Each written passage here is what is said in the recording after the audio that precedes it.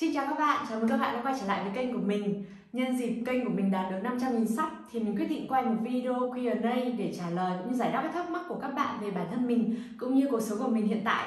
Ngoài ra trong video ngày hôm nay sẽ có một giveaway siêu khủng luôn, các bạn nhớ đón xem đến hết video để biết thêm về phần quà cũng như là thể lệ tham dự nhé.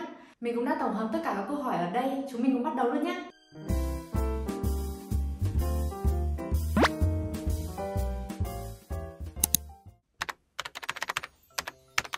Tên đầy đủ của mình là Nguyễn Thị Thảo Nhi.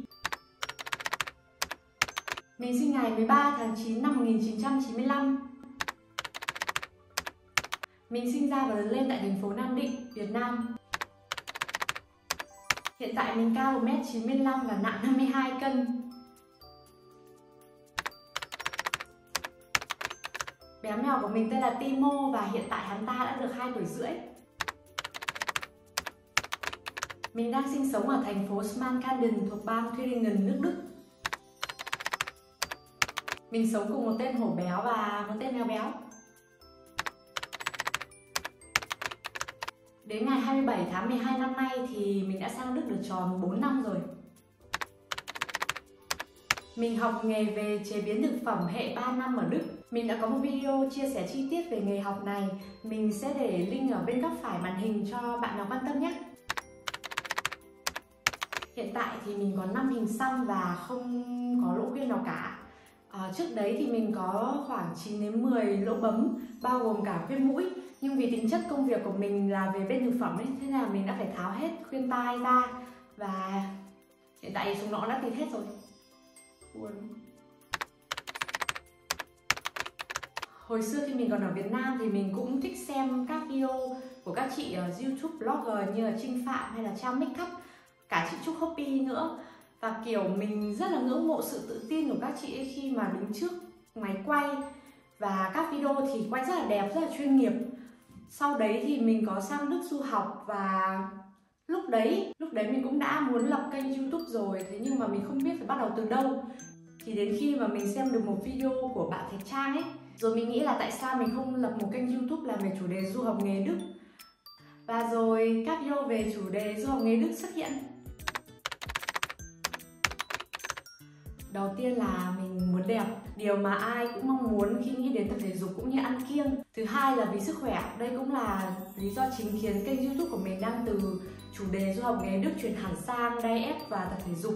Thì mình đã bị bệnh hơn 1 năm nay rồi và vẫn đang trong quá trình điều trị. Video 21 ngày giảm mỡ bụng là sau khi mình vừa xuất viện và cơ thể mình đã quá nặng nề, mình tăng cân khá là nhiều. Nên mình mới quyết định quay video đấy và mình cũng không ngờ rằng video đấy lại được nhiều người quan tâm đến thế. Nên mình nghĩ là tại sao mình không làm thêm về cái chủ đề này. Chủ đề mà rất nhiều người quan tâm và mình có thể lấy ra từ bản thân mình, chia sẻ cho mọi người một cách thực tế nhất. Và mình cũng cảm thấy là thông qua việc tập luyện cũng như ăn uống có thể giúp mình chống đỡ lại bệnh tật và khỏe mạnh hơn. Sau khi tốt nghiệp học nghề thì mình vẫn làm việc tại công ty cũ. Thì mình chuyển sang một cửa hàng khác là chuyên chuẩn bị đồ cho tiệc đứng. Ví dụ như là các khay xúc xích, phô mai hay là các khay bánh mì.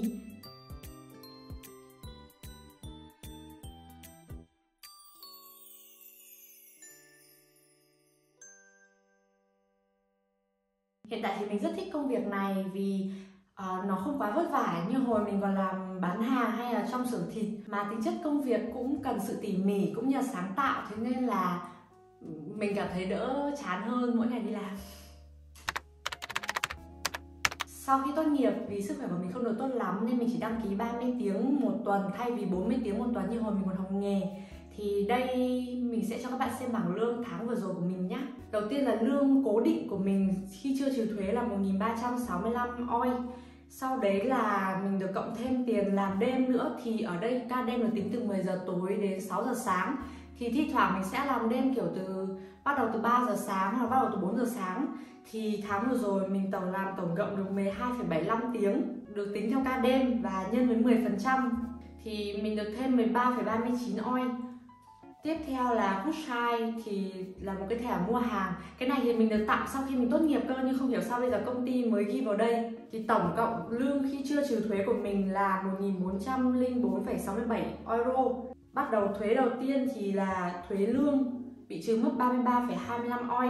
Sau đấy tiếp theo là các khoản thuế như là đầu tiên là thuế bảo hiểm, sau đấy là thuế lương hưu, tiếp theo là thuế thất nghiệp và cuối cùng là thuế chăm sóc sức khỏe. Thì tổng cái lượng thuế mình phải trừ ở đây là 33,25 OI cộng với 277,70 OI.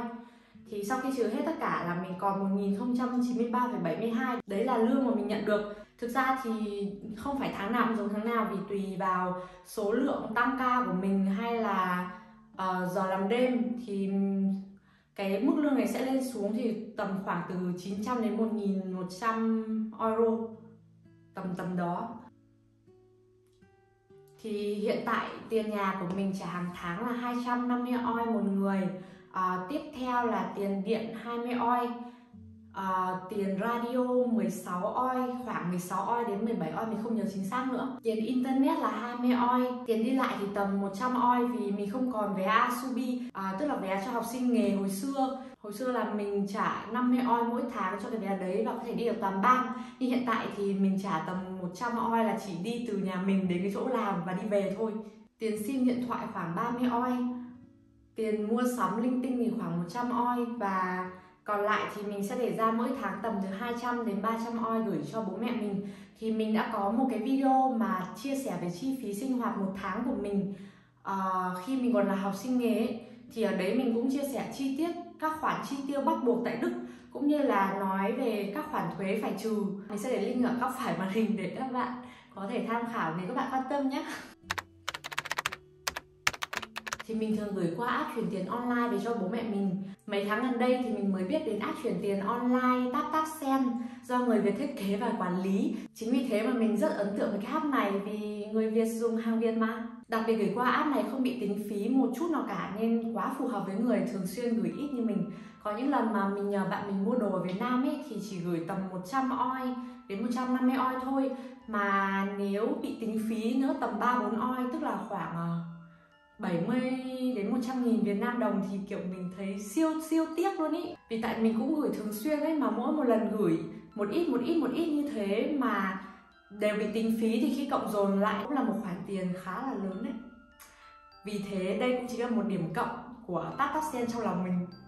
Dù cho bạn chỉ gửi 1 euro thôi thì TapTap cũng nhận gửi, và gửi bao nhiêu lần đều không bị mất phí. Cách sử dụng cũng rất đơn giản thôi, bạn chỉ cần lên App Store hoặc là Google Play Store để tải app về, sau đó đăng ký bằng họ và tên.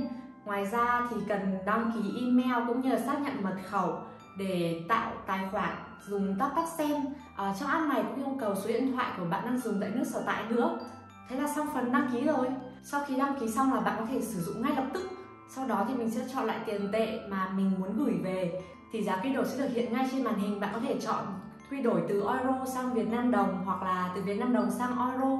Tiếp theo là cần điền tên người nhận cũng như ngân hàng và số tài khoản ngân hàng của người nhận tại Việt Nam, và cũng như là địa chỉ tài khoản ngân hàng của người gửi tại nước sở tại. Người gửi chỉ cần thanh toán số tiền gửi về bằng thẻ ngân hàng tại nước sở tại. Nếu các bạn quan tâm có thể sử dụng ngay hôm nay, nhập mã khuyến mãi NITAM để nhận 5 euro hoặc 5 bảng Anh trong lần đầu tiên sử dụng, bất kể số tiền các bạn muốn gửi là bao nhiêu nhé. Mình được biết là trên 90% thời gian nhận tiền ngày đầu nhận là dưới 5 phút, và hầu hết chỉ từ 1 đến 2 phút là người nhà ở Việt Nam đã nhận tiền được trong tài khoản rồi.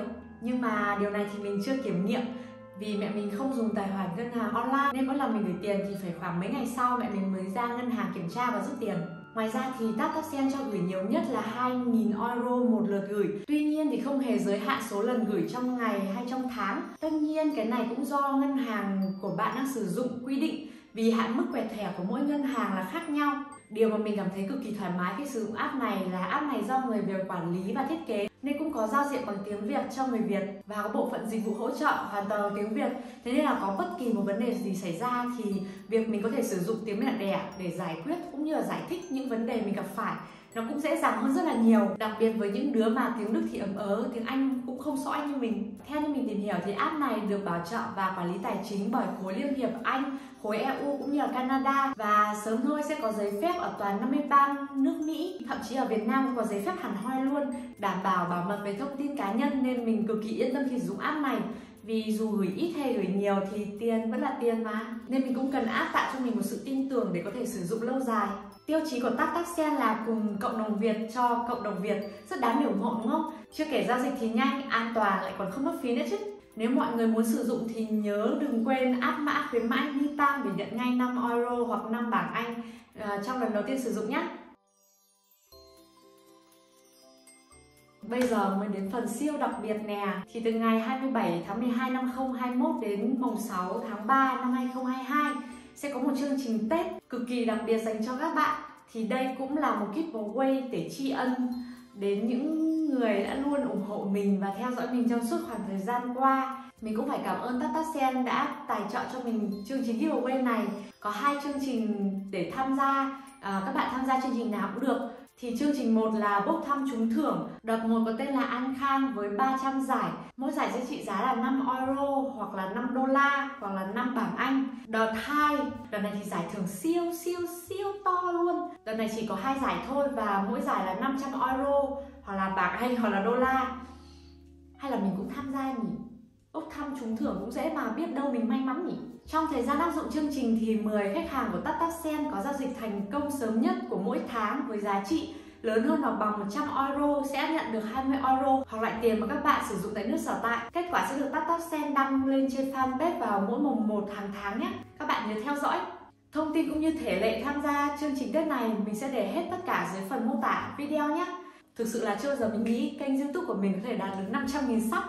Mình rất biết ơn các bạn, những người đã luôn ủng hộ và theo dõi mình trong suốt thời gian vừa qua. Cảm ơn sự ủng hộ to lớn của các bạn để mang đến cho mình thành công như ngày hôm nay. Hy vọng là các bạn sẽ luôn đồng hành với mình trong thời gian tiếp theo. Chúc các bạn một mùa Giáng sinh an lành. Hẹn gặp lại các bạn